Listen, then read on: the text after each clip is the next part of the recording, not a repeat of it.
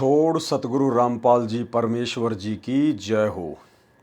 परमपिता परमात्मा सारी सृष्टि के रचनहार कुल मालिक असंख्य ब्रह्मांडों के स्वामी जगत गुरु तीनों लोकों में प्रवेश करके सबका भरण पोषण करने वाले राजाधिराज आत्माधार नाथों के नाथ देवों के देव महादेव सर्वेश्वर महेश्वर मृत्युंजय अजरो अमर आदि अनादि सनातनी प्रभु जगत पिता जगदीश्वर श्री श्री 1008 की उपाधि के वास्तविक अधिकारी अकाल मूर्त सौद स्वरूपी राम वासुदेव सर्वगतम ब्रह्म परम पूज्य प्रथम पूज्य परम संत परम पुरुष परम धनी परम दयालु सत्य कबीर हक्का कबीर अल्लाहु अकबर बाखबर अल्लाह ताला जगत के तारणहार जगत के मुक्तिदाता जगत के जगन्नाथ हारे के सहारे हिंदुओं के राम मुसलमानों के अल्लाह सिखों के वाहिगुरु ईसाइयों के मसीह दया के सागर दयानिधि करुणा के सागर करुणानिधि स्वयंभू परिभू संकट मोचन कष्ट हरण मंगल करण दुख भंजन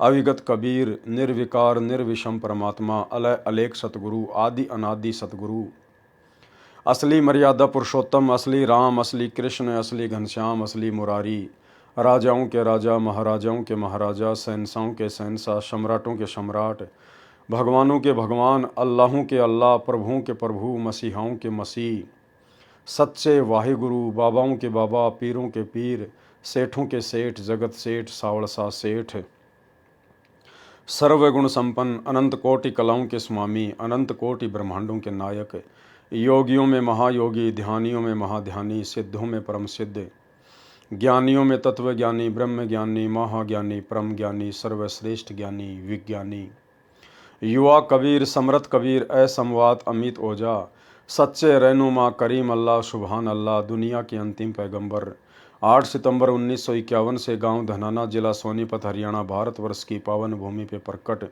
रियल कल्कि भगवान श्री नारायण साकार हरि श्री बाबा साहेब संत श्रोमणी सतगुरु रामपाल जी परमेश्वर जी के चरण कमल में साध संगति से जुड़े हुए देश विदेश से हम सभी सत्सेवक भाई बहनों का अनंत कोटि दंडत प्रणाम।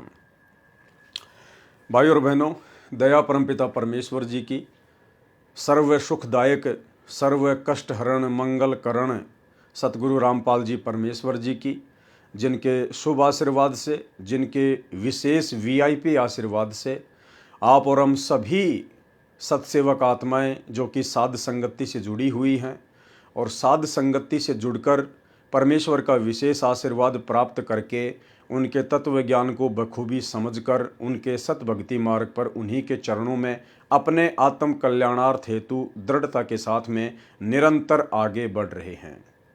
इस कलयुग की पिछली पीढ़ी में ये साध संगति मिलना परम सौभाग्य की बात है।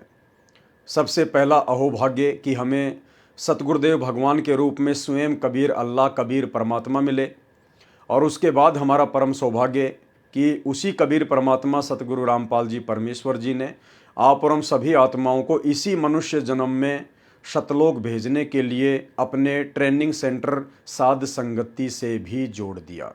तो भाई और बहनों, ये सोने पे सुहागा है और ये सौभाग्य केवल परमेश्वर की युगों युगों से भक्ति करती आ रही उनकी विशेष आत्माओं को ही नसीब होता है। वर्तमान में ये बात भले ही हमारे खुद के भगत भाई बहनों को रास ना आए, उनको समझ ना आए, ये अलग बात है, ये उनके कमज़ोर भक्ति संस्कारों का ही नतीजा है। लेकिन आने वाले समय में ये बात बिल्कुल जग जाहिर हो जाएगी, ये क्लियर हो जाएगी कि संत रामपाल जी ने यदि अपना कोई सच्चा मुच्चा मार्ग, अपना यथार्थ 13वां कबीर मार्ग यदि शुरू कर रखा है तो साध संगतियों के माध्यम से ही शुरू कर रखा है। क्योंकि साध संगति से जुड़ी हुई भगत आत्माएं ही अभी तक सतगुरु रामपाल जी परमेश्वर जी को जान पाई हैं, पहचान पाई हैं, उन्हें कबीर भगवान के रूप में अपने हृदय में समा पाई हैं। और जिस प्रकार कबीर परमात्मा के साथ में व्यवहार किया जाता है, ठीक वही व्यवहार साध संगति से जुड़ी हुई आत्माएं ही अपने गुरुदेव भगवान के साथ में कर रही हैं। क्योंकि गीता जी में कहा गया है अध्याय 3 के श्लोक नंबर 13 में कि जो व्यक्ति पूर्ण परमात्मा को भोग लगाए बिना अन्न पकाते हैं, अन्न खाते हैं, वो तो समझो पाप ही खा रहे हैं। क्योंकि गीता चारों वेदों का सार है, निष्कर्ष है और वेद परमात्मा का विधान है। तो परमात्मा के विधान अनुसार यदि कोई व्यक्ति उस पूर्ण परमेश्वर को भोग लगाए बिना अन्न खाता है तो वो व्यक्ति पाप खाता है, पाप। अब जगत वालों को तो पता नहीं कि पूर्ण परमात्मा कौन है, भोग क्या है, कौन सी भोग की आरती है, कैसे भोग लगाते हैं।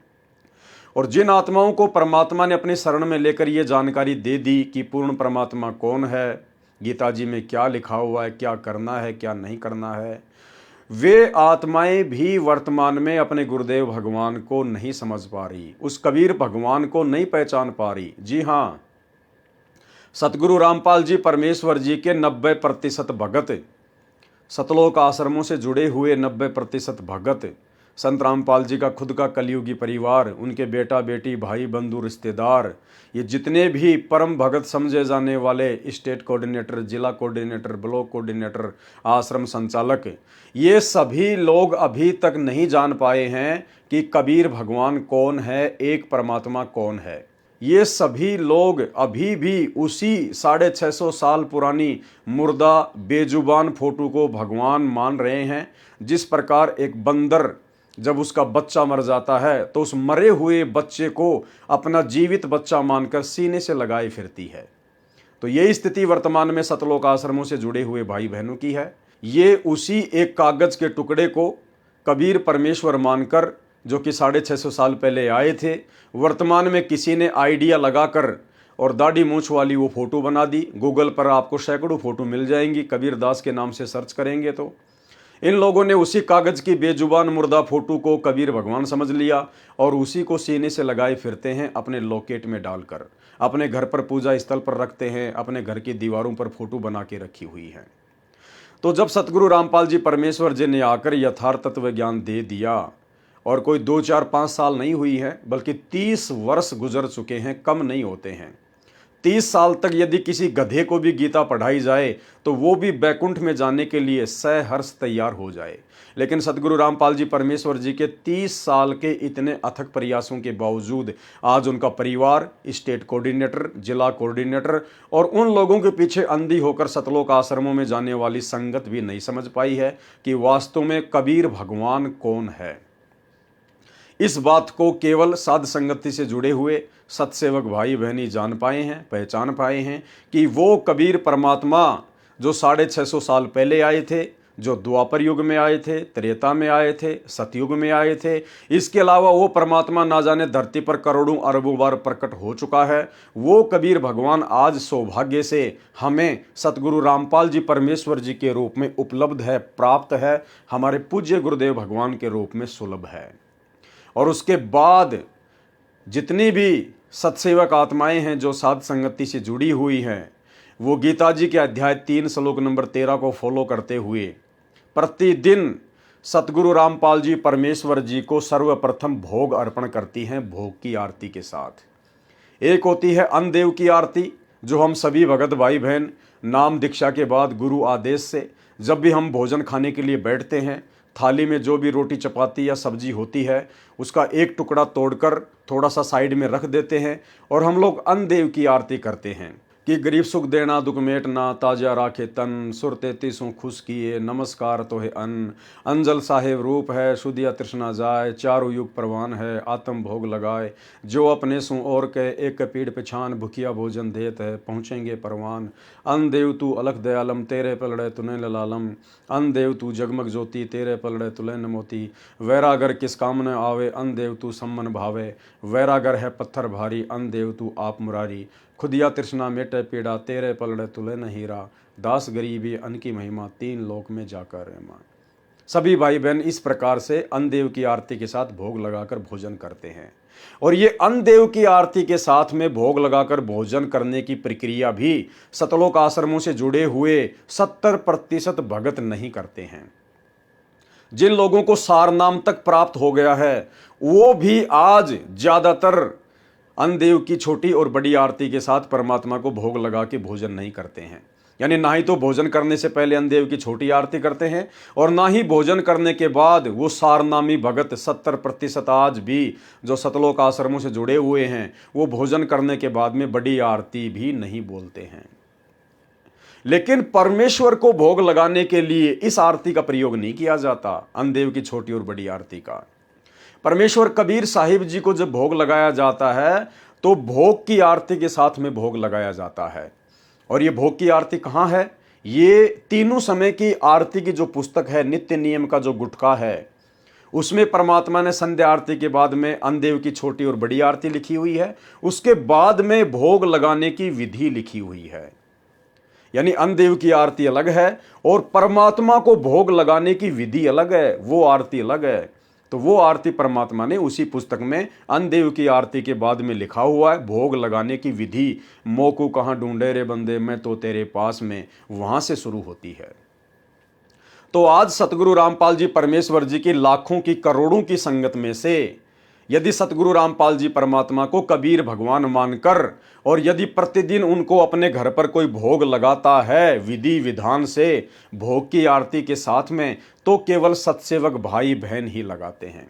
सर्वप्रथम अपने बिस्तर पर बैठे बैठे या दरबार साहिब के सामने खड़े होकर, हाथ मुंह धोकर या बिना हाथ मुंह धोए, सर्वप्रथम हम लोग अपने गुरुदेव भगवान का जयकारा लगाते हैं। उसके बाद में मंगलाचरण करते हैं और मंगलाचरण के तुरंत बाद में सतगुरु महिमा की 8 वाणियों का प्रतिदिन उच्चारण करते हैं। समर्थ साहेब रतन उजागर, सत्य पुरुष मेरे सुख के सागर, जूनी संकट मेटो गुसाई, चरण कमल की मैं बलि जाही, भाव भक्ति दी जो परवाना, साधु संगति पूर्ण पद ज्ञाना, जन्म कर्म मेटो दुख दंदा, सुख सागर में आनंद कंदा, निर्मल नूर जहूर जुहारम, चंद्र गता देखो दीदारम, तुम हो बंकापुर के वासी, सतगुरु काटो यम की फांसी, मेहरबान हो साहिब मेरा, गगन मंडल में दीजो डेरा, चकवे चिदानंद अविनाशी, रिद्धि सिद्धि दाता सब गुण राशि, पिंड प्राण जिन दीने दाना, गरीब दास जाकू कुर्बाना। ये 8 वाणियां प्रतिदिन सतगुरु रामपाल जी परमेश्वर जी के आदेश अनुसार, क्योंकि परमात्मा ने कबीर सागर के सरलार्थ में ये लिखा हुआ है कि बच्चों सुबह उठते ही सबसे पहले, चाहे बिस्तर पर बैठे बैठे या खड़े होकर, सबसे पहले अपने गुरुदेव भगवान का जयकारा, फिर मंगलाचरण और उसके बाद सतगुरु महिमा की ये विशेष 8 वाणियां आपने प्रतिदिन बोलनी चाहिए। इससे परमात्मा प्रसन्न होता है, आपका भक्ति धन बढ़ता है।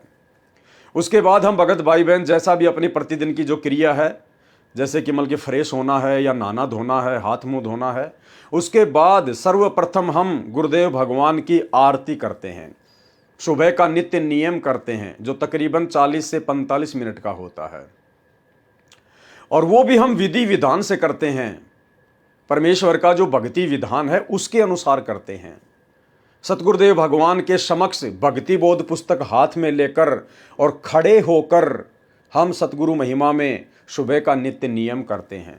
खड़े होने की प्रक्रिया, जैसे यदि कोई बीमार है, कोई एक्सीडेंट है या अन्य किसी कारण से, जैसे माता बहनें कोई प्रेग्नेंट हैं, यदि वो ज़्यादा समय तक खड़ी नहीं रह सकती हैं तो वो बैठकर भी आरती कर सकती हैं, ज़मीन पर भी बैठ के कर सकती हैं, चेयर पर बैठकर भी कर सकती हैं, और ही ज़्यादा कोई कंडीशन खराब है तो लेटकर भी आरती की जा सकती है। लेकिन जो स्वस्थ हैं वो भगत भाई बहन खड़े होकर और भक्ति बोध पुस्तक को हाथ में लेकर, क्योंकि भक्ति बोध पुस्तक गुरुदेव भगवान ने हमें पाठ करने के लिए दी है, तीनों समय की आरतियों का पाठ करने के लिए दी है। ये मोबाइल से आरती करना, मोबाइल से आरती सुनना, ये केवल विशेष परिस्थितियों के लिए है। कोई बुजुर्ग है, कोई अनपढ़ है, कोई नेत्रहीन है, ये उन आत्माओं के लिए है, ना कि स्वस्थ और युवा भक्तों के लिए। तो हम परमेश्वर जी के भक्ति विधान अनुसार खड़े होकर और हाथ में भक्ति बोध पुस्तक लेकर परमेश्वर जी की संपूर्ण आरती मालिक की वाणियों में ध्यान रखते हुए करते हैं। बीच बीच में चाहो तो परमात्मा जी को चंवर भी कर सकते हो। जैसे एक परिवार में 5 मेंबर हैं या 10 मेंबर हैं और वो सुबह का नित्य नियम कर रहे हैं या रमेणी कर रहे हैं या संध्या आरती कर रहे हैं, तो सभी 5-5 मिनट या 10-10 मिनट परमेश्वर जी को चंवर भी कर सकते हैं तीनों आरतियों के समय। इसके बाद जैसे हमारी आरती संपन्न होती है, हम सबसे पहले परमात्मा का चरणा अमृत लेते हैं, विधि विधान अनुसार लेते हैं। डेली परमात्मा का सुबह सुबह चरणा अमृत लेते हैं। चरणा अमृत लेने के बाद में परमात्मा ने हमें जो मखाने का प्रसाद दिया है या मिश्री का प्रसाद दिया है, हम वो मखाने या मिश्री का प्रसाद लेते हैं। तीनों आरतियों के बाद में थोड़ा थोड़ा प्रतिदिन लेते हैं। चरणामृत केवल सुबह सुबह ही लेते हैं। उसके बाद में परमात्मा जी को नास्ते राम का भोग लगाया जाता है।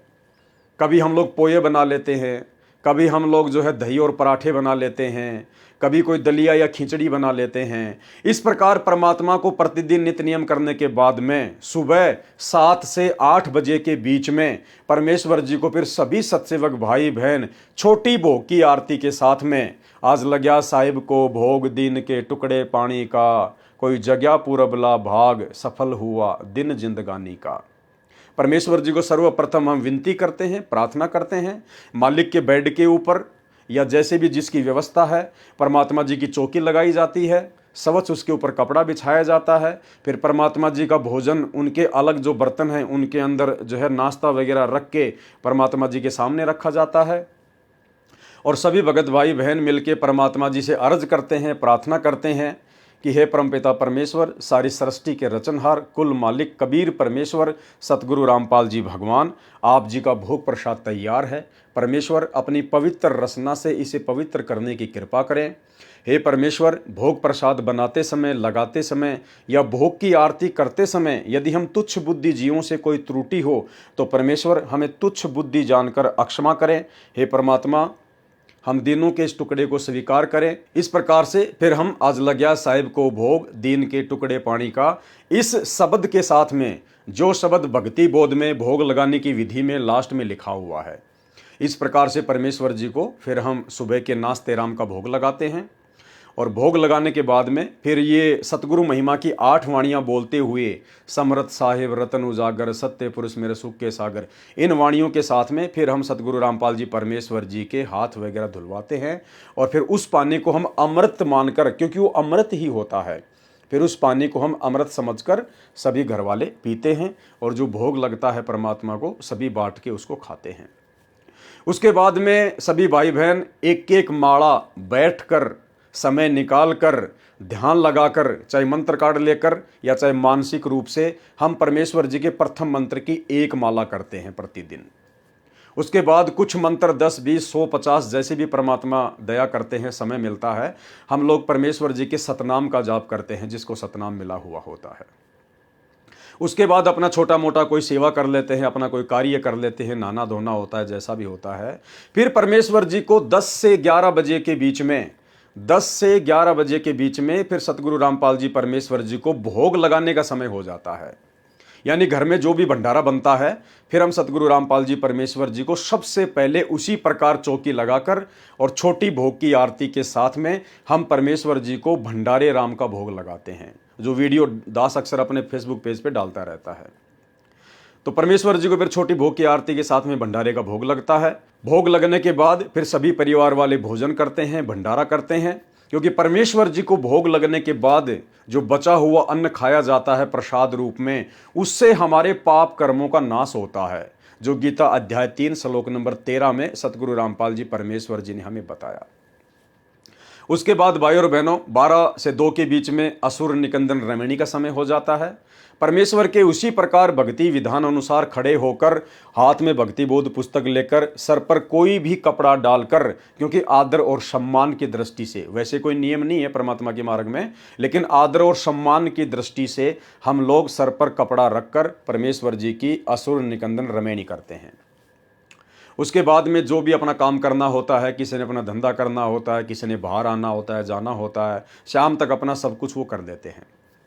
फिर जो भगत भाई बहन फ्री होते हैं या जिनके घर पर माता बहनें होती हैं, जिनकी भक्तमतियाँ होती हैं, वो फिर शाम को 4 बजे के आसपास परमात्मा को फल फ्रूट का भोग लगाती हैं।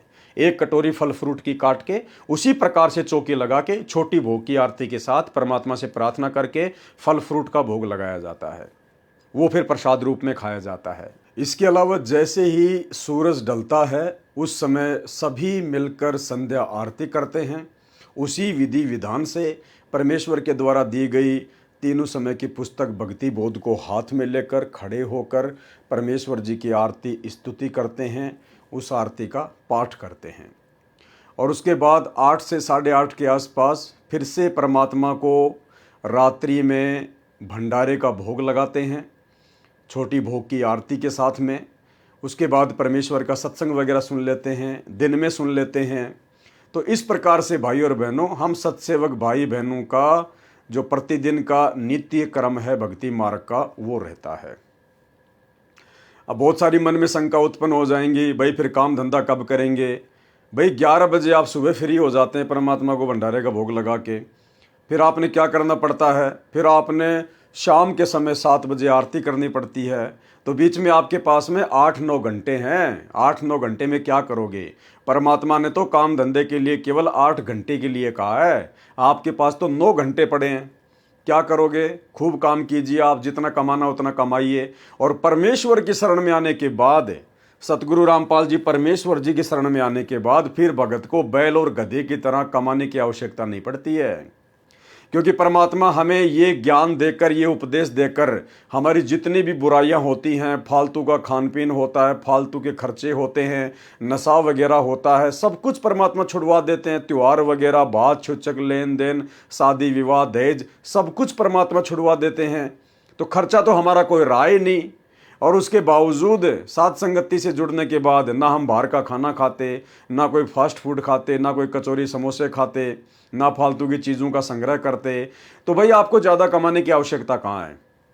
जहां आप पहले 12 घंटे कमा कर भी अपने परिवार का पालन पोषण नहीं कर पा रहे थे, अब सतगुरु रामपाल जी की शरण में आने के बाद विधि विधान से यदि आप उनकी भक्ति करेंगे, यदि आप 5 घंटे भी काम कर लेंगे, तो परमात्मा 12 घंटे से ज़्यादा आपको 5 घंटे में दे देगा। ये समर्थ है। तो भाई और बहनों, ये तो केवल काल प्रेरित आत्माओं की, या जिन आत्माओं को अभी अपने गुरुदेव भगवान की पहचान नहीं है, केवल उनके लिए बहानेबाजियां हैं कि इतना समय कैसे निकलेगा, इतना समय कहाँ से लाएंगे, सारा दिन ये कैसे करेंगे। अरे भगवान के लिए तो 24 घंटे भी कम है, अगर करना पड़े तो 24 घंटे भी कम। तो इस प्रकार से भाई और बहनों, जिनको ये भक्ति मार्ग समझ में आ जाएगा, जिनको ज्ञान समझ में आएगा, और जिनके अंदर उन क्रियाओं को करने की लालसा होगी, तड़प होगी, तो समर्थ धरती पर है। वो समय भी देगा, आपको धन भी देगा, सब कुछ करेगा परमात्मा। जब सत्सेवक भाई बहनों के साथ में परमात्मा इस प्रकार से कर रहा है, तो आप आश्रम वालों के साथ में भी परमात्मा करेगा, यदि आप गुरु को भगवान मान के साथ संगति से जुड़कर भक्ति करोगे तो भाई और बहनों, इस प्रकार से परमपिता परमेश्वर जी के प्रति हमारे हृदय में, हमारी आत्मा में वो प्रेम जागृत होगा।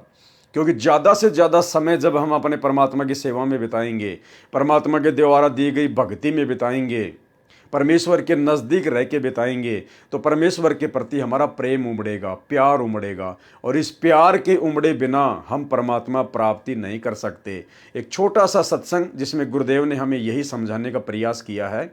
एक चीज़ का ध्यान रखना, अब आपको पता ही चल गया है कि सतगुरु रामपाल जी परमात्मा स्वयं कबीर भगवान है। इसके बावजूद भी ये अपने आप को छुपाते हुए बीच बीच में कहते हैं कि ये दास वो भगवान नहीं है जिस भगवान की आपको चाहत है। ये दास तो परमात्मा का भेजा हुआ दास है। तो आपको पता ही चल गया होगा कि सतगुरु रामपाल जी परमेश्वर जी के द्वारा इस प्रकार से परमात्मा होते हुए अपने आप को परमात्मा ना कहना, ये उनके मिशन का एक हिस्सा है। परमेश्वर ऐसा क्यों कहते हैं, आप साथ संगत वालों को पता ही चल गया। तो इन बातों पे ध्यान ना दीजिए। बाकी जो परमेश्वर हमें कह रहे हैं भक्ति के ऊपर अपने प्रति प्रेम उमड़ाने के लिए, वो संदेश आप जी सुन लीजिए। कहते हैं बिना प्रेम पावे नहीं चे करोड़ समाधि ला। और इस प्यार को जागृत करने के लिए, इस प्यार को आप परमात्मा के प्रति बढ़ाने के लिए आपका जो ट्रीटमेंट चल रहा है, ये सारा जो उपचार है परमात्मा में प्यार बढ़ाने का। जितना भी प्यार आपका भगवान में बढ़ जाएगा, उसके बाद आपको संसार में उस मालिक के अतिरिक्त कोई नजर नहीं आएगा। और वो मालिक कैसा है, कौन है, उसको नहीं जानते। इसलिए परमात्मा ने यही कहा है कि मम संत मुझे जान मेरा ही स्वरूपम। मेरे संत को मेरा ही रूप मान लेना, मैं मुझे ही मान लेना।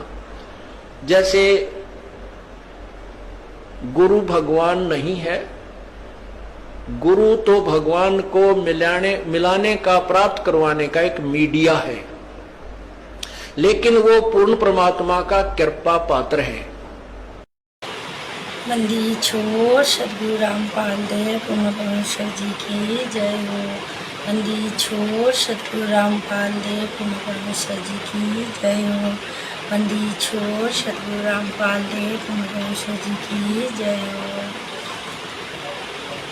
काहे भटक रहा इंसान, पहचान धनाना वाले को काहे भटक रहा इंसान, पहचान धनाना वाले को, पहचान धनाना वाले को, गुरुदेव धनाना वाले को, पहचान धनाना वाले को, गुरुदेव धनाना वाले को, काहे भटक रहा इंसान, पहचान धनाना वाले को, काहे भटक रहा इंसान, पहचान धनाना वाले को। मथुरा भटको चाहे काशी, फिर भी न मिले अविनाशी, मथुरा भटको चाहे काशी, फिर भी न मिले अविनाशी, क्यों पत्थरों का कर गुणगान, पहचान धनाना वाले को, क्यों पत्थरों को करे गुणगान, पहचान धनाना वाले को, काहे भटक रहा इंसान, पहचान धनाना वाले को, काहे भटक रहा इंसान, पहचान धनाना वाले को, पहचान धनाना वाले को, गुरुदेव धनाना वाले को, पहचान धनाना वाले को, गुरुदेव धनाना वाले को, काहे भटक रहा इंसान, पहचान धनाना वाले को। मस्जिद भटको चाहे मंदिर, सतगुरु है घट के अंदर, मस्जिद भटको चाहे मंदिर, सतगुरु है घट के अंदर, ये जगत का तारनहार, पहचान धनाना वाले को, ये जगत का तारनहार, पहचान धनाना वाले को, काहे भटक रहा इंसान, पहचान धनाना वाले को, पहचान धनाना वाले को, गुरुदेव धनाना वाले को, पहचान धनाना वाले को, गुरुदेव धनाना वाले को, काहे भटक रहा इंसान, पहचान धनाना वाले को। हम ना मुस्लिम ना हिंदू, सब एक पिता के बंधु, हम ना मुस्लिम ना हिंदू, सब एक पिता के बंधु, छोड़ के जाति धर्म अभिमान, पहचान धनाना वाले को, छोड़ के जाति धर्म अभिमान, पहचान धनाना वाले को, काहे भटक रहा इंसान, पहचान धनाना वाले को, पहचान धनाना वाले को, गुरुदेव धनाना वाले को, पहचान धनाना वाले को, गुरुदेव धनाना वाले को, काहे भटक रहा इंसान, पहचान धनाना वाले को।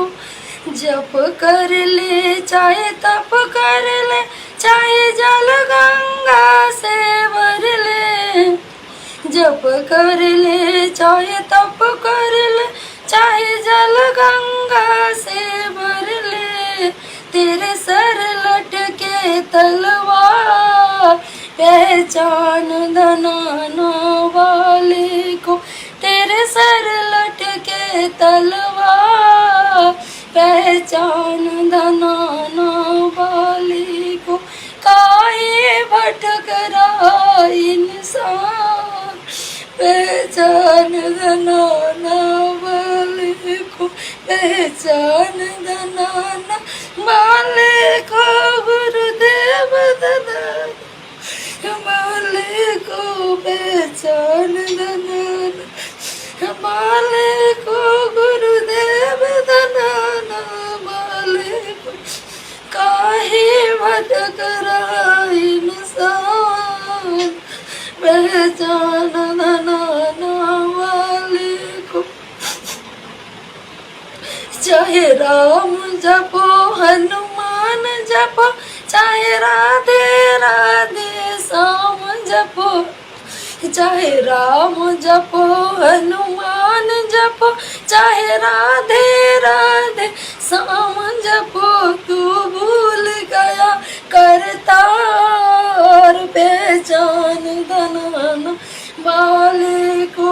तू भूल गया करतार, पहचान धनाना वाले को।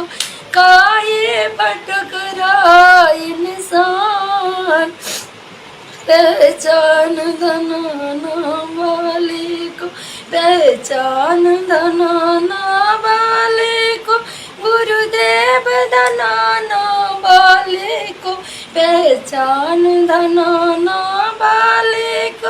गुरुदेव धनाना वाले को। काहे भटक रहा इंसान, पहचान धनाना वाले को। तेरे बढ़ रही हरी बीमारी, भटके डॉक्टर सरकारी, तेरे बढ़ रही हरी बीमारी, भटके डॉक्टर सरकारी। तेरा घर बन गया शमशान, पहचान धनाना वाले को। तेरा घर बन गया शमशान, पहचान धनाना वाले को।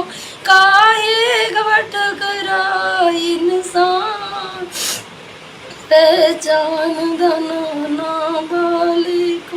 काहे भटक रहा इंसान, पहचान धनाना वाले को, पहचान धनाना वाले को।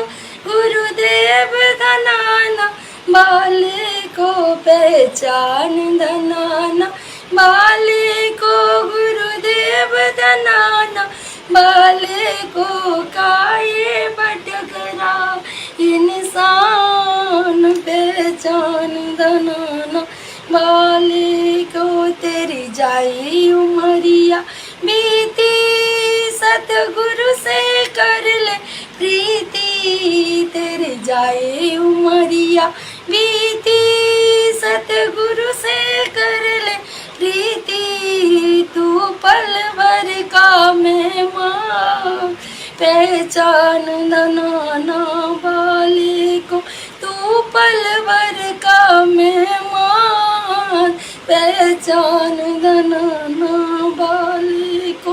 काहे भटक रहा इंसान, पहचान धनाना वाले को, पहचान धनाना वाले को।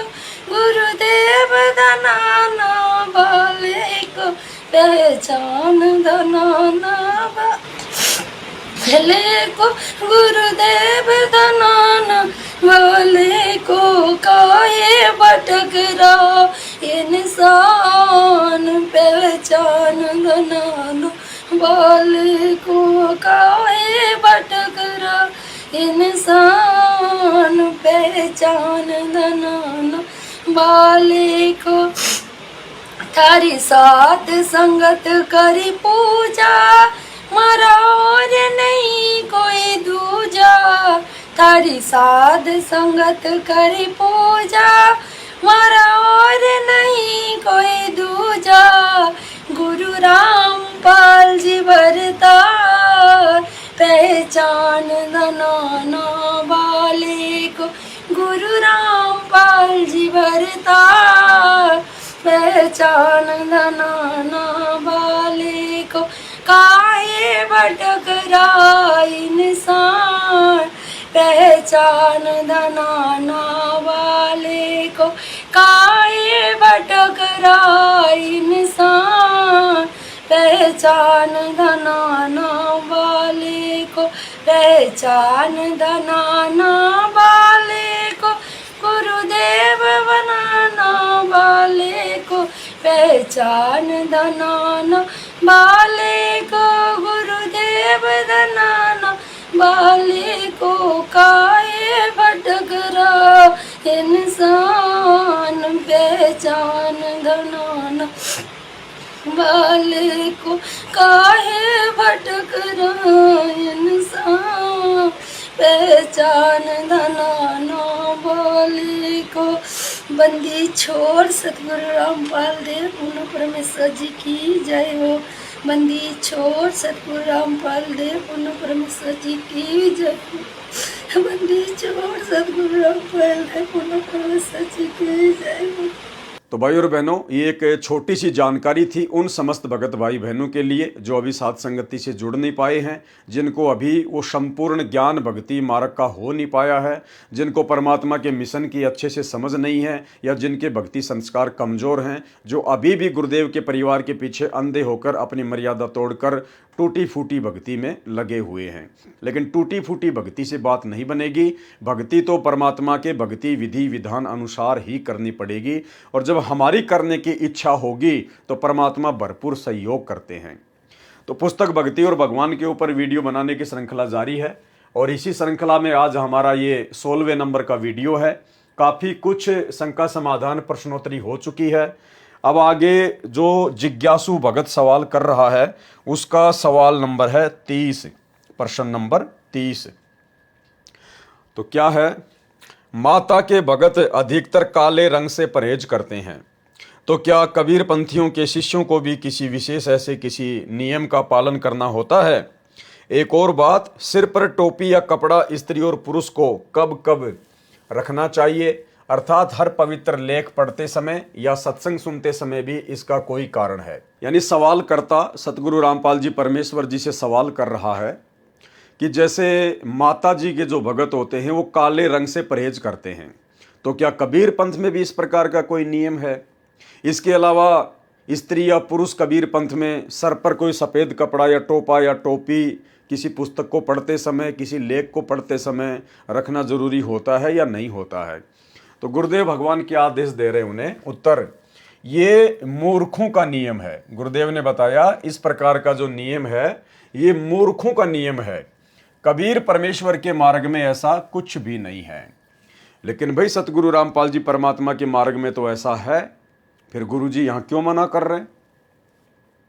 भाई जब सतलोक आश्रमों में 3 दिन का पाठ प्रकाश होता है, या हमारे गुरुदेव भगवान के समय जब 3 दिन का पाठ प्रकाश होता था, तो जब भी आदरणीय गरीबदास जी महाराज जी के सदग्रंथ साहिब को पढ़ने के लिए कोई भी पाठी बैठा करता था, तो आप सबको पता है कि वो अपने सर पर सफ़ेद कपड़ा बांधकर ही गरीबदास जी के सदग्रंथ साहिब को पढ़ता है।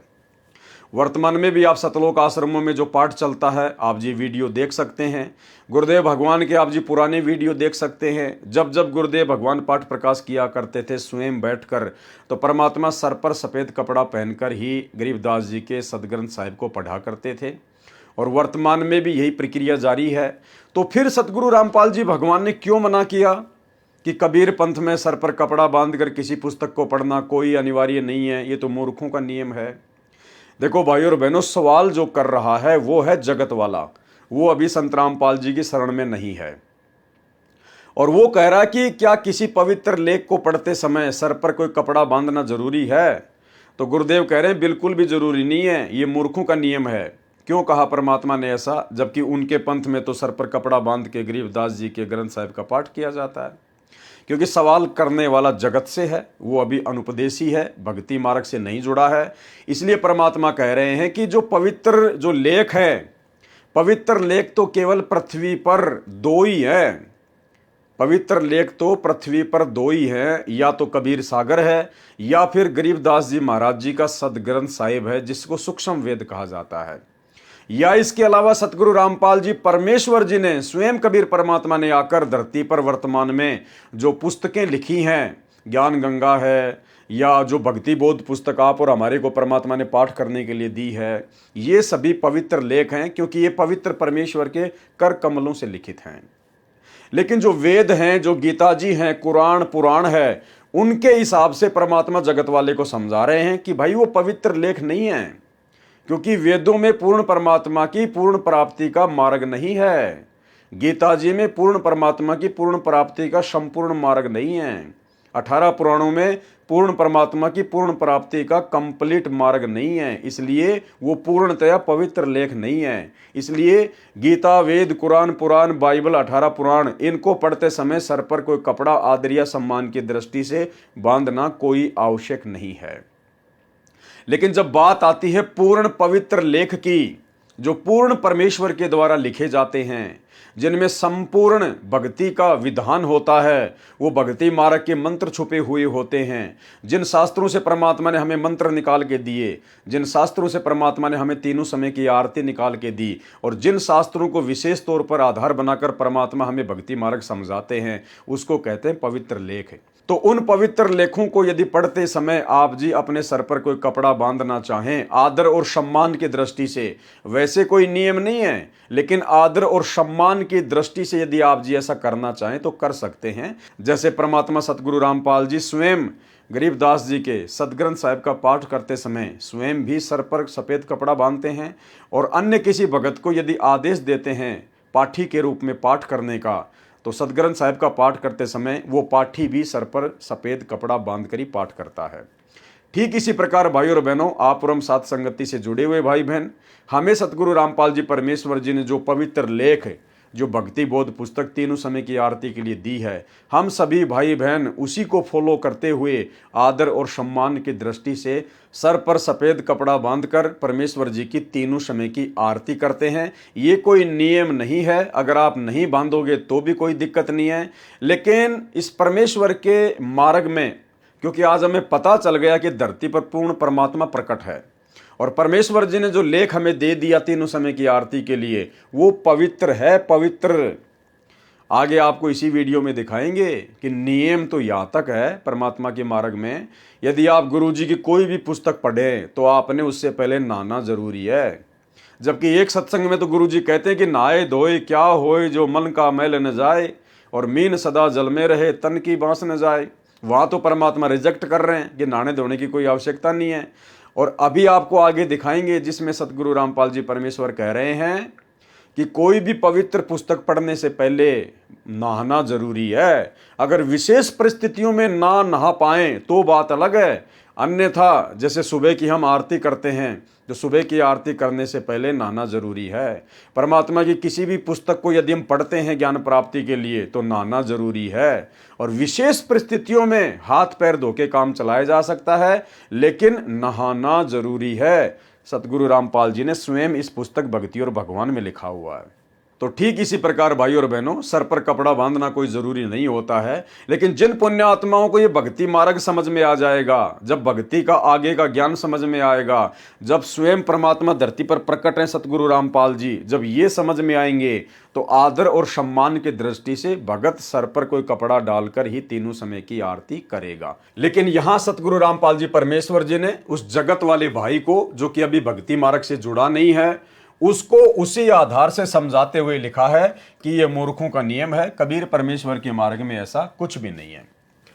प्रश्न नंबर 31, यानी सतगुरु रामपाल जी परमेश्वर जी से फिर किसी जगत वाले भाई ने यह सवाल किया, स्त्रियों को पुरुषों की अपेक्षा थोड़ा अपवित्र शरीर प्राप्त होता है, जबकि ऐसा कुछ भी नहीं है, लेकिन ये उसकी अपनी सोच है। क्योंकि माता बहनें होती हैं, वो हर महीने माहवारी से गुजरती हैं, यानी उनको पीरियड होते हैं, इसलिए वो अपनी सोच आधार से कह रहा है कि स्त्रियों का शरीर पुरुषों की अपेक्षा थोड़ा अपवित्र माना जाता है, जबकि संत रामपाल जी की भक्ति मार्ग में ऐसा कुछ भी नहीं है, दोनों बराबर हैं। स्त्रियों का पुरुषों की अपेक्षा थोड़ा अपवित्र शरीर होता है या माना जाता है, तो क्या वो स्त्री की आत्मा पूरा महीना नाम का जाप और किसी पवित्र लेख का या ग्रंथ का पठन पुरुषों की भांति कर सकती है? जब स्त्रियों को नाम लेना हो तो उनके लिए कोई विशेष दिन है? क्या नाम हर स्त्री पुरुष को प्रतिदिन स्नान करके जपना चाहिए? ध्यान रखना भाई और बहनों, ये सवाल क्या पूछा जा रहा है। क्या नाम हर स्त्री पुरुष को प्रतिदिन स्नान करके जपना चाहिए या फिर मन में हर समय जपने का अधिकार है, चाहे शरीर पवित्र या अपवित्र? इसी प्रकार कोई ग्रंथ भी स्नान करके पढ़ना चाहिए या ऐसे ही पढ़ सकते हैं? ये ध्यान रखना, इसी प्रकार कोई भी ग्रंथ स्नान करके पढ़ना चाहिए या ऐसे ही पढ़ सकते हैं। अर्थात स्त्रियां मासिक धर्म में नाम का जाप करें या पवित्र ग्रंथ पढ़ें तो क्या वो पाप की भागी नहीं बनेंगी? क्योंकि उस समय स्त्री शरीर को बहुत अपवित्र माना जाता है। क्योंकि जब मेरी पत्नी ने सरस्वती मंत्र लिया था तो बताया गया था कि स्त्रियां मासिक धर्म के दिनों में पवित्र माला को हाथ ना लगाएं। कृपया ये शंका पूरी तरह दूर करें, क्योंकि एक स्त्री मासिक धर्म में किसी पवित्र मंदिर में, शायद बाबा बालकनाथ के मंदिर में चली गई थी, तो तब से वहाँ स्त्रियों का जाना मना है। इसलिए ये बताएं कि स्त्रियों के लिए विशेष नियम क्या हैं, कहीं ऐसा न हो कि नाम लेकर भी सतलोक न जा सकें। ये सभी स्त्रियों के लिए जानना अत्यंत आवश्यक है। तो सतगुरु रामपाल जी परमेश्वर जी ने इन सभी सवालों का फिर क्या जवाब दिया? उत्तर, यह अनजानों का नियम है, यह अनजान व्यक्तियों का नियम है कि स्त्रियों को मासिक धर्म के समय जब उनका पीरियड शुरू होता है उस समय वो माला को हाथ नहीं लगा सकती, या खाना नहीं बना सकती, या आरती नहीं कर सकती, या पूजा पाठ नहीं कर सकती, या अपने भगवान को भोग नहीं लगा सकती। परमात्मा कहते हैं ये मूर्खों का बनाया गया नियम है। ये जितने भी नकली साधु संत महात्मा जो अपने शास्त्रों से अपरिचित थे, जो तत्व ज्ञान से अपरिचित थे, ये उनकी मन गढ़ंत कहानियां हैं। भक्ति मार्ग में ऐसा कुछ भी नहीं है। स्त्री पुरुष दोनों परमेश्वर की रचना है। उनके शरीर में जो भी बदलाव होता है वो परमात्मा की इच्छा से होता है, जो नियम परमात्मा ने बनाया हुआ है। यह अनजानों का नियम है। कबीर साहिब के मार्ग में शुतक यानी बच्चे के जन्म के दौरान और पातक यानी किसी की मृत्यु के दौरान या स्त्रियों के मासिक धर्म के दौरान धार्मिक पुस्तकें पढ़ना, दीप ज्योति जलाना व मंत्र जाप करना बंद नहीं करना होता है। यानी कबीर परमात्मा के मार्ग में सतगुरु रामपाल जी परमेश्वर जी से उपदेश लेने के बाद में माता बहनों का मासिक धर्म किसी भी प्रकार से भक्ति मार्ग में कोई बाधा उत्पन्न नहीं करता है। हमने वही सारी क्रियाएं, आरती करना, दीपक लगाना, खाना बनाना, पुस्तकें पढ़ना, मंत्र जाप करना, सत्संग सुनना, सब कुछ करना होता है। किसी प्रकार की कोई बाधा नहीं है। वो केवल एक शरीर की प्राकृतिक प्रक्रिया है, उसमें किसी का कोई दोष नहीं है। इसलिए भक्ति मार्ग में माता बहनों का मासिक धर्म के दौरान पूजा पाठ करना कोई बाधा उत्पन्न नहीं करता है। प्रतिदिन की तरह ही करते रहना चाहिए। स्नान करना जरूरी है। देखो क्या कह रहे गुरुदेव भगवान। जब उस भगत ने ये सवाल किया ना, जगत वाले व्यक्ति ने, वो भगत नहीं है, जगत वाले ने, कि किसी भी पवित्र लेख को या पुस्तक को पढ़ते समय नहाना जरूरी है या नहीं है।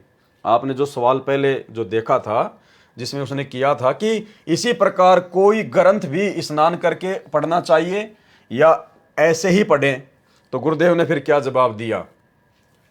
स्नान करना जरूरी है। क्या कह रहे हैं गुरुदेव? स्नान करना जरूरी है। यदि किन्हीं परिस्थितियों में स्नान नहीं भी कर पाए तो हाथ पैर मुंह धोकर पवित्र पुस्तकें पढ़ सकते हैं। यानी विशेष परिस्थितियों में अगर आप नहीं नहा पाते हैं तो फिर हाथ पैर मुंह धोकर पवित्र पुस्तकें पढ़ सकते हैं।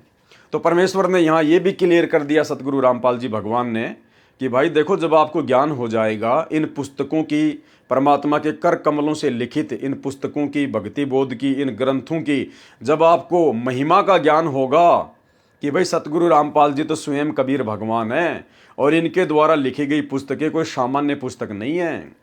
अरे वो वेद ना जाने परमात्मा ने वो कब लिखे थे? सृष्टि की शुरुआत में लिखे थे। उसके बाद वेद व्यास जी ने गीता जी लिखी, भगवान ने नहीं लिखी, वेद व्यास जी ने फिर गीता जी लिखी, चारों वेदों का सार निकाल के। उसको भी लोग, गीता जी को भी जो कि एक इंसान के द्वारा लिखी गई थी, उसको भी लोग नहा धो के पठन पाठन करते हैं शुद्ध होके। तो आज तो धरती पर स्वयं अल्लाह, स्वयं कबीर परमात्मा, स्वयं सबका प्रभु प्रकट है। और सतगुरु रामपाल जी ने जो पुस्तकें लिख दी, आरती के लिए विशेष तौर पर जो पुस्तक हमें दे दी, तो क्या हम उसको ऐसे कहीं भी पटक देंगे, कहीं भी रख देंगे, कैसे भी हम उसका पठन पाठन कर लेंगे? तो गुरुदेव कह रहे हैं कि नहाना जरूरी है। यानी आरती करते समय अगर आप सुबह नहा लिए तो फिर दोपहर की आरती के समय नहाना जरूरी नहीं, शाम की आरती के समय नहाना जरूरी नहीं है। लेकिन सुबह नित्य नियम करने से पहले गुरुदेव कह रहे हैं कि नहाना जरूरी है। अगर किसी विशेष परिस्थिति में ना पाए, जैसे कोई बीमार है या अन्य कोई प्रॉब्लम है, या सर्दी आपको ज्यादा सता रही है, तो बात अलग है, तो फिर हाथ मुंह पैर धो के काम चलाओ, लेकिन नहाना जरूरी है। तो भाई दास को भी इस बात का आज ही पता चला है मालिक के आशीर्वाद से, क्योंकि मैं इन पुस्तकों को पहले नहीं पढ़ता हूँ, थोड़ा बहुत पढ़ता हूँ हल्का हल्का, लेकिन जब लाइव आता हूँ उसी समय परमात्मा दया करते हैं। तो दास को भी मालूम पड़ा है। तो भाई ये परमेश्वर का आदेश है आप और हमारे लिए। यदि हम सामान्य परिस्थिति में हैं तो सुबह नहाकर ही हमने परमेश्वर का नित्य नियम करना चाहिए। दास परमात्मा को दंडवत प्रणाम करके मालिक से शक्ति मांगेगा, परमात्मा से भक्ति करने के लिए शक्ति मांगेगा कि परमेश्वर अपना आशीर्वाद दो। और आज के बाद दास नहाकर ही आरती करने का पूरा प्रयास करेगा। तो गुरुदेव भगवान कहते हैं स्नान करना जरूरी है। यदि किन्हीं परिस्थितियों में स्नान नहीं भी कर पाए तो हाथ पैर मुंह धोकर पवित्र पुस्तकें पढ़ सकते हैं, ज्योति आदि लगा सकते हैं। नाम मंत्र जाप के लिए नहाना धोना विशेष जरूरी नहीं है। क्या कह रहे हैं गुरुदेव कि सुमरण करते समय नहाना धोना जरूरी नहीं है, लेकिन भाई आरती करते समय या कोई पुस्तक पढ़ते समय तो नहाना जरूरी है। सवाल नंबर 32, गुरुजी संत रामपाल जी महाराज 11वें गुरु हैं शायद। यानी हमारी जो गुरु प्रणाली है, 650 साल पहले जो कबीर जी आए थे वहां से लेकर और वर्तमान में सतगुरु रामपाल जी परमेश्वर जी तक जो हमारी गुरु प्रणाली है, उसके विषय में बात हो रही है कि गुरुजी यानी संत रामपाल जी महाराज 11वें गुरु हैं शायद, तथा कबीर साहिब पहले गुरु हैं। दूसरे गुरु गरीबदास, क्या गरीबदास जी ने अगले तीसरे गुरु जी को नाम उपदेश देने का अधिकार स्वयं दिया था, या कबीर साहिब ने ही तीसरे गुरु जी को आदेश दिया था? इसी प्रकार क्या तीसरे गुरु जी ने चौथे गुरु जी को नाम उपदेश देने का अधिकार स्वयं ही दिया था, या कबीर साहिब ने? मेरा कहने का अभिप्राय यह है कि कबीर साहिब ने क्या गरीबदास जी से लेकर राम देवानंद जी गुरुजी 10वें गुरुजी तक सबको खुद ही आकर कहा कि आप नाम दीजिए, या फिर ये पहली बार में कह दिया था जब पृथ्वी मृत्यु लोक पर आए थे कि जिनको उनके गुरु आदेश देंगे वो ही नाम देंगे? तो गुरुदेव ने क्या उत्तर दिया, यह नाम देने की आज्ञा की परंपरा कबीर साहिब से गरीबदास जी को और गरीबदास जी से शीतलदास जी को ऐसे ही चलती आ रही है। मेरी गुरु प्रणाली, सबसे पहले बंदी छोड़ कबीर साहिब जी महाराज काशी उत्तर प्रदेश, दूसरे नंबर पर बंदी छोड़ गरीबदास जी महाराज छुडानी झज्जर हरियाणा, तीसरे नंबर पर संत शीतलदास जी महाराज बरहाना रोहतक हरियाणा, चौथे नंबर पर संत ध्यानदास जी महाराज, पांचवें नंबर पर संत रामदास जी महाराज, छठे नंबर पर संत ब्रह्मानंद जी महाराज करोथा रोहतक हरियाणा, सातवें नंबर पर संत जुगतानंद जी महाराज, आठवें नंबर पर संत गंगेश्वरानंद जी महाराज बाजिदपुर दिल्ली, नौवें नंबर पर संत चिदानंद जी महाराज गोपालपुर धाम सोनीपत हरियाणा, 10वें नंबर पर संत रामदेवानंद जी महाराज तलवंडी भाई फिरोजपुर पंजाब, 11वें नंबर पर संत रामपाल दास महाराज। अब भाई और बहनों, ये है हमारी गुरु प्रणाली 650 साल से लेकर वर्तमान समय तक। अब इसमें देखने वाली चीज क्या है, इसमें बंदी छोड़ कहाँ कहाँ लगा हुआ है। जहां जहां बंदी छोड़ शब्द लगा हुआ है जिस भी महापुरुष के नाम से पहले, समझ लेना वो पूर्ण परमात्मा है, वो कबीर साहिब है। रोल चाहे वो कुछ भी कर रहा हो, लेकिन वो स्वयं ही परमात्मा है। तो बंदी छोड़ इस पूरी गुरु प्रणाली में केवल पहले नंबर पर लगा है बंदी छोड़ कबीर साहिब जी। तो कबीर साहिब जी स्वयं बंदी छोड़ हैं, कबीर भगवान है। दूसरे नंबर पर बंदी छोड़ लगा है गरीबदास जी महाराज जी के नाम से पहले। तो गरीबदास जी महाराज जी के रूप में स्वयं ही कबीर परमात्मा थे। बाकी किसी के नाम के आगे बंदी छोड़ नहीं लगा हुआ है। फिर लास्ट में 11वें नंबर पर आप और हम भगत भाई बहन लगाते हैं कि बंदी छोड़ सतगुरु रामपाल जी महाराज, बंदी छोड़ सतगुरु रामपाल जी भगवान। तो भाई फिर बंदी छोड़ शब्द तो उसी के लगता है जो पूर्ण परमात्मा होता है, जो बंधनों से छुड़वाता है, क्योंकि काल के जाल से तो बंदी छोड़ ही छुड़वा सकता है और बंदी छोड़ कबीर ही होता है। और एक सत्संग में गुरुदेव ने स्पष्ट कर दिया अपनी स्थिति के बारे में समझाते हुए कि नादानो अब तो पहचानो तुम्हारा गुरु कौन है। गुरुदेव कहते हैं कि बंदी छोड़ का मतलब क्या होता है, उन्होंने बताया और फिर कहा कि जो सच्चा गुरु होगा वो बंदी छोड़ ही होगा। तो आज सतगुरु रामपाल जी सच्चे गुरु के रूप में ही तो धरती पर प्रकट हैं और सच्चा गुरु स्वयं बंदी छोड़ होता है और बंदी छोड़ कबीर भगवान होता है। तो पूरी गुरु प्रणाली में केवल 3 ही महापुरुषों के नाम से पहले बंदी छोड़ लगता है, बाकी सब जीव आत्मा थी और पूर्ण परमेश्वर केवल 3 बार ही अपने वास्तविक रूप में धरती पर आए हैं 650 साल से लेकर वर्तमान तक। ये बंदी छोड़ कबीर साहिब जी के रूप में 650 साल पहले और बंदी छोड़ गरीबदास जी महाराज जी के रूप में आज से 250 साल पहले और वर्तमान में बंदी छोड़ सतगुरु रामपाल जी परमात्मा के रूप में वर्तमान में धरती पर सशरीर प्रकट हैं। तो जल बूढ़त पकड़ो हाथा, अपने गुरु जी के प्रति ऐसी विनम्रता हो। बंदी छोड़ हे गुरु, क्योंकि गुरु होगा वो बंदी छोड़ ही होगा। बाकी नकली गुरु है, वह गुरु भी नकली गुरु है और वो बंदी छोड़ हो ही नहीं सकते। तो जो सही गुरु होगा वो बंदी छोड़ होगा। अमर करूं सतलोक पठाऊं, ताते बंदी छोड़ कहाऊं। अमर करूं और काल की बंद से छुड़वा कर सतलोक ले जाऊं, इसलिए मैं बंदी। अगला सवाल है 33 नंबर का सवाल। इस सवाल को हमने थोड़ा ध्यान से पढ़ना है भाई और बहनों, क्योंकि परमात्मा ने इसमें एक रहस्य छुपा रखा है। क्योंकि देखो बहुत सारी बातें साध संगति में दास जो बोलता है ना, तो बहुत सारे भाई बहनों को शंका हो जाती है कि गुरु जी से तो हमने कभी सुना ही नहीं, किसी सत्संग में सुना ही नहीं। लेकिन भाई परमात्मा दास को निमित्त बनाकर जो भी बातें बुलवाते हैं वो अपने भक्ति विधान अनुसार ही बुलवाते हैं। परमात्मा दास के अंदर तो प्रेरणा करके बुलवा देते हैं, क्योंकि दास तो एक यंत्र है। जो भगवान बुलवाएगा दास को तो वही बोलना पड़ेगा, क्योंकि दास को परमात्मा ने निमित्त बना रखा है। दास तो एक टेप रिकॉर्डर की तरह है, जो परमात्मा कैसे डालेगा, जो प्रेरणा करेगा दास तो वही बोलता है, चाहे किसी को अच्छी लगे, चाहे किसी को बुरी लगे, चाहे किसी को समझ में आए, चाहे किसी को ना समझ में आए।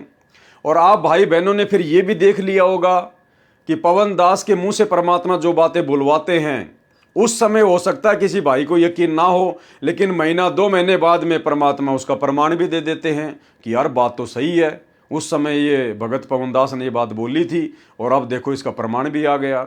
तो परमात्मा वही बुलवाते हैं जो बिल्कुल सत्य होता है। तो यहाँ भी एक ऐसा ही संकेत है, जैसे दास बार बार आप भाई बहनों को बोलता है, क्योंकि गुरुजी अपने सत्संगों में कहते हैं ना कि इस दास रामपाल दास को 1997 में कबीर परमात्मा दिन के 10 बजे आके मिले थे।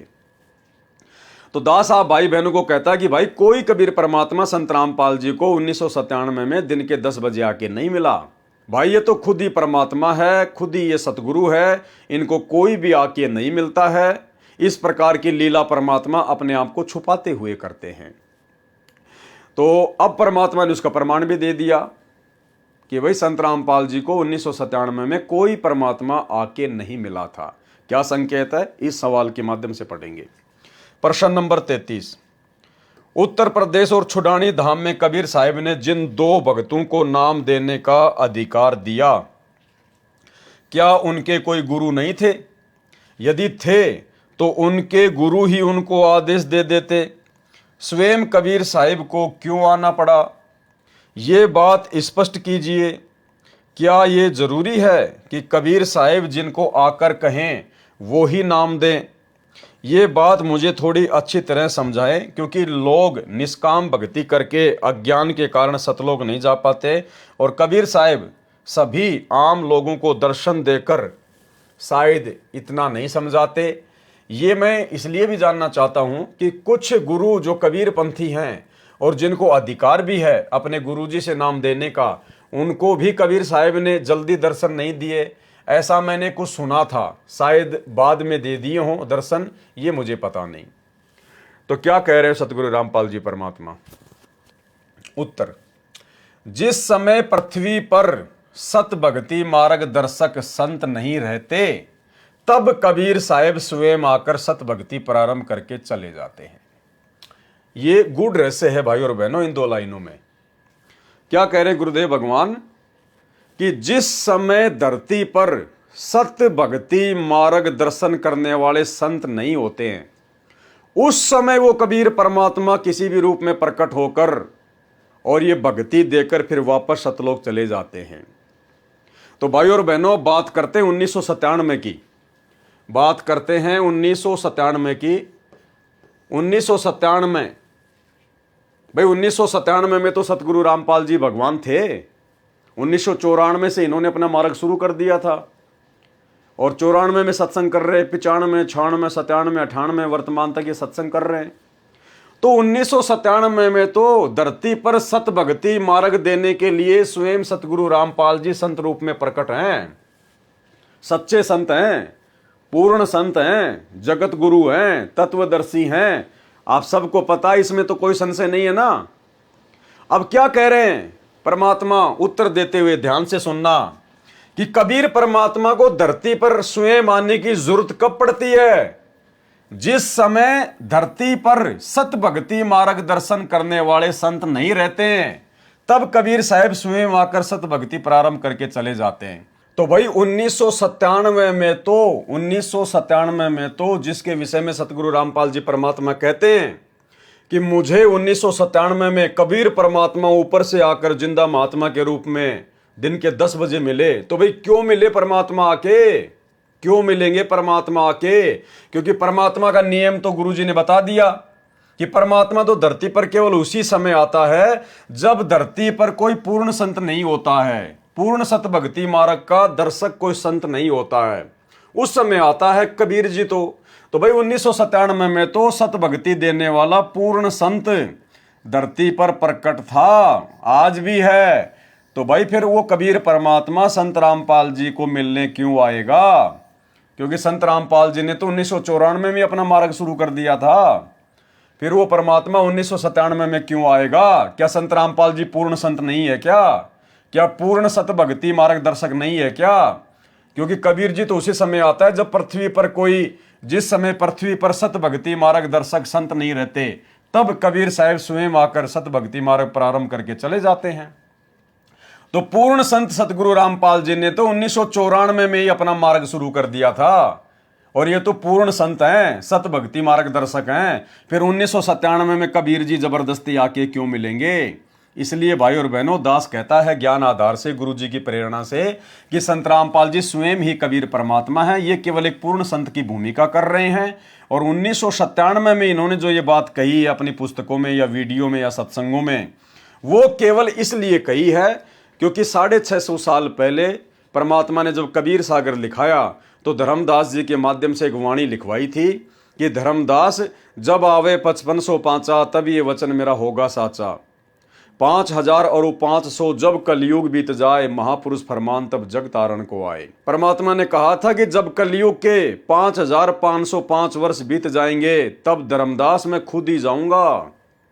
और भाई वो कलयुग के 5505 वर्ष सन 1997 में पूरे होते हैं।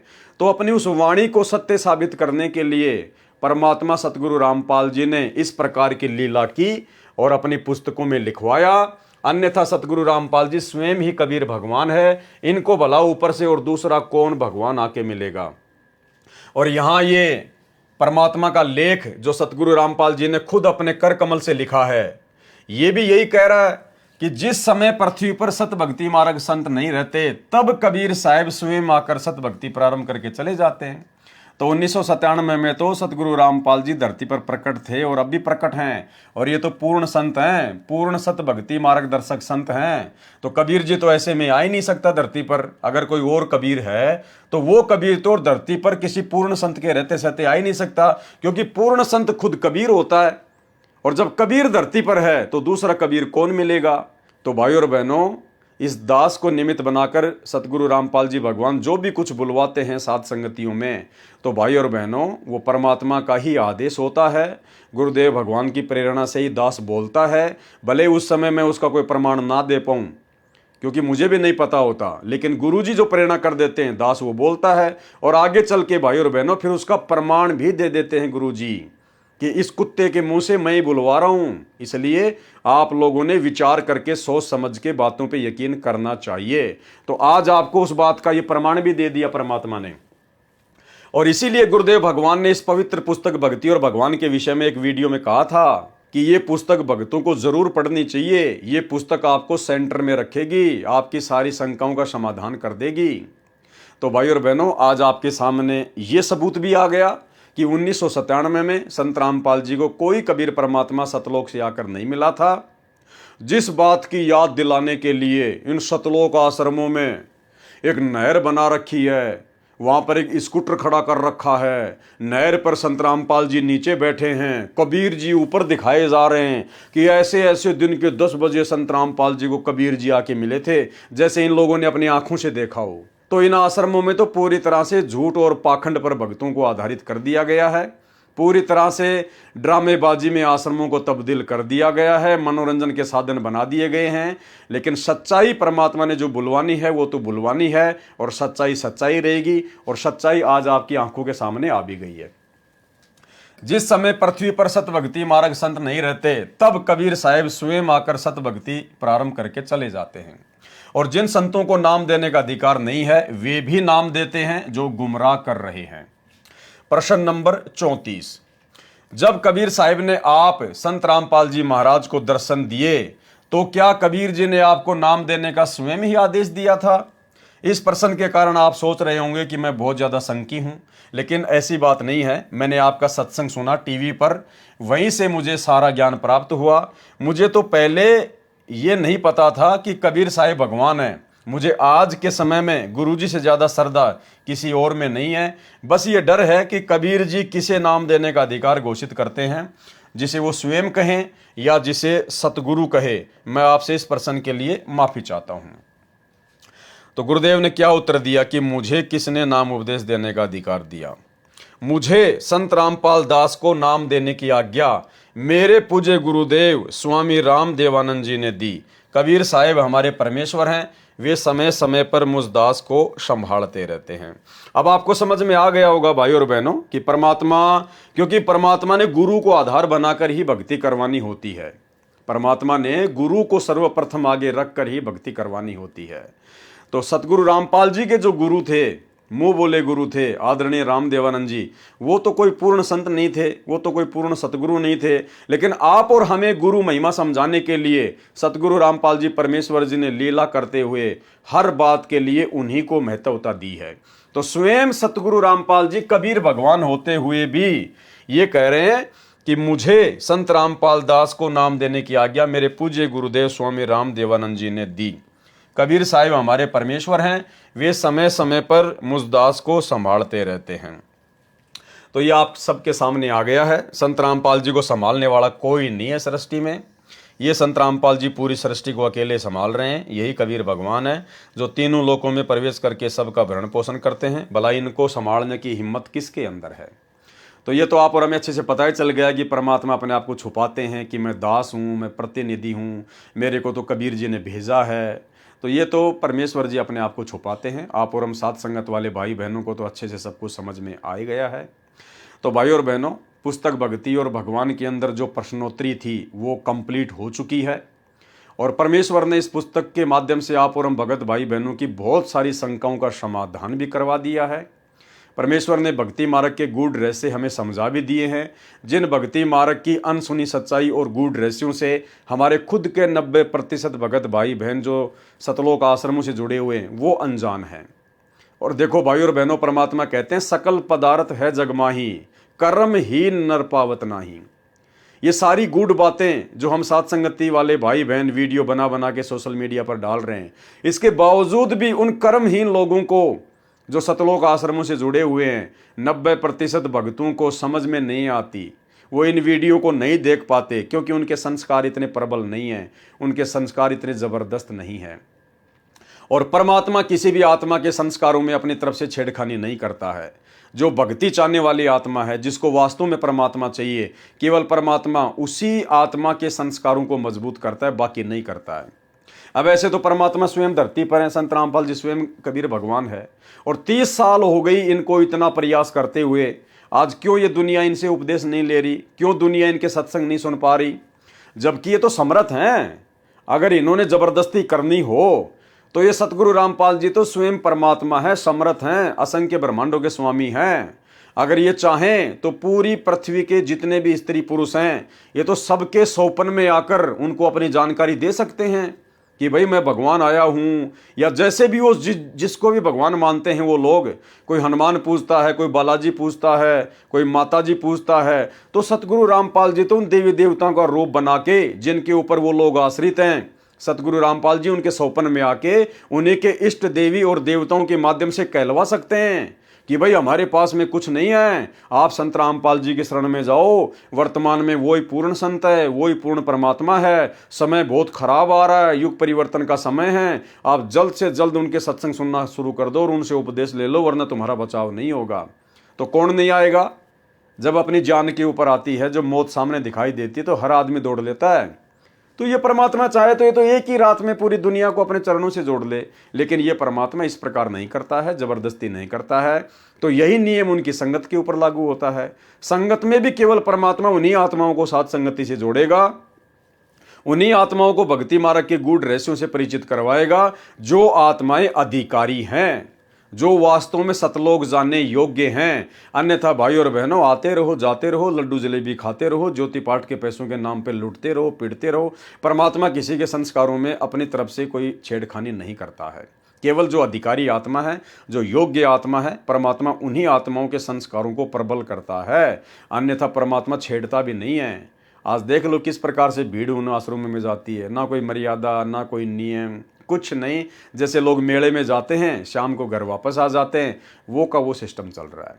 तो आप और हम साथ संगति से जुड़ी हुई भगत आत्माओं के ऊपर गुरुदेव भगवान की विशेष मेहर, विशेष रजा, विशेष वीवीआईपी आशीर्वाद है परमात्मा का। भाई और बहनों, वर्तमान में आप और हमें भी ये कोई विशेष बात नहीं लग रही होगी, लेकिन आने वाले समय में जब ये परमात्मा सबके सामने प्रकट होगा, उस समय हमारी आंखें फटी की फटी रह जाएंगी कि हे परमात्मा, आपने दया बख्शी मालिक, जो आपने हमें साध संगति से जोड़ दिया। नहीं तो परमात्मा हमारी भी वही हालत होती, ना घर के ना घाट के, धोबी के कुत्ते की तरह बन के इन आश्रम वालों की तरह हम घूमते रहते। तो आने वाले समय में इस बात का पता भी चलेगा, खुलासा भी होगा, सब कुछ होगा। लेकिन परम सौभाग्य उन आत्माओं का जिनको आज ही साथ संगति पर सतगुरु आशीर्वाद से दृढ़ विश्वास हो गया है, और जो आत्मा मर्यादा में रह के गुरु को भगवान मान के, ज्ञान को आधार बना के, घर को आश्रम बना के अपनी भक्ति कर रही हैं। तो भाई और बहनों, भक्ति और भगवान पुस्तक में जो विशेष ज्ञान था, जो परमेश्वर ने जो देना था, वो समाप्त हो चुका है। ये 16वें नंबर का वीडियो बन चुका है। अब आगे कुछ भक्तों के इंटरव्यू हैं और सृष्टि रचना की जानकारी है। तो कल रात्रि 9 बजे हम उन भगत भाई बहनों के इंटरव्यू को आधार बनाकर कुछ बातें समझने का प्रयास करेंगे, परमेश्वर जी की समर्थता और महानता के विषय में जानने का प्रयास करेंगे। उसके बाद में परमात्मा सृष्टि रचना के विषय में दास को प्रेरणा करेंगे, तो ही दास उसके ऊपर वीडियो बनाएगा, अन्यथा फिर हम गुरुदेव के आशीर्वाद से किसी दूसरी पुस्तक के ऊपर वीडियो बनाना शुरू करेंगे। तो रात्रि 9:30 बजे सभी भाई बहन लाइव जुड़िए। बंदी छोड़ सतगुरु रामपाल जी परमात्मा की जय हो।